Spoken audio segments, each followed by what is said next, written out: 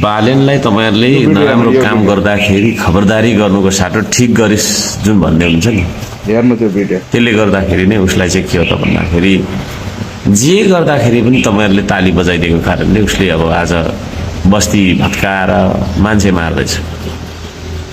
हो त है, नराम्रो काम बालेनले अब त्यो सुकुम्बासी हटाए नराम्रो काम होला होइन।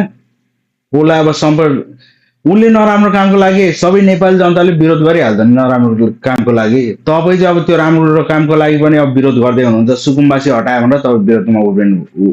त्यहाँ हुकुमबासी 90% थिए, सुकुम्बासी 10% थिए।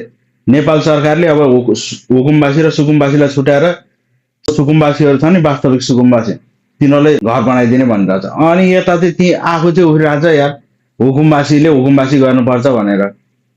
नेपाली जनता सब खुसी छन् सुकुम्बासीलाई हटाएको देख्दाखेरि। अब त्यहाँ सुकुम्बासी वास्तविक सुकुम्बासी को तिनीहरूलाई जग्गा दिने भएछ नेपाल सरकारले। अब हुकुमबासी छन् त हुकुमबासी छन्। अब त्यहाँ काठमाडौँमा घर बनाउने अनि उता अनि उसतिर अरू ठाउँमा पनि जग्गा हुने, त्यसलाई त अनि हुकुमबासी नभन्दा के भन्छन् त। अझै पनि अब राजनीति खेल सकिन्छ क्या, धेरैको सकिनेछ। यो सुकुम्बासीको नाममा अहिले जसले राजनीति गर्न खोजिरहेछन् नि नेपाली जनताले त चिनिराखिरहेछन् कसले कस्तो काम गर्यो, कसले के गरिरहेछ।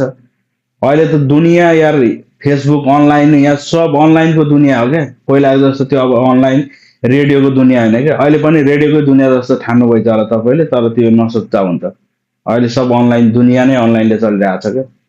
अब राजनीति सुकुम्बासीमा जसले राजनीतिकरण गर्नु खोज्छ तिनीहरूको राजनीति अब सकिन्छ चाँडै।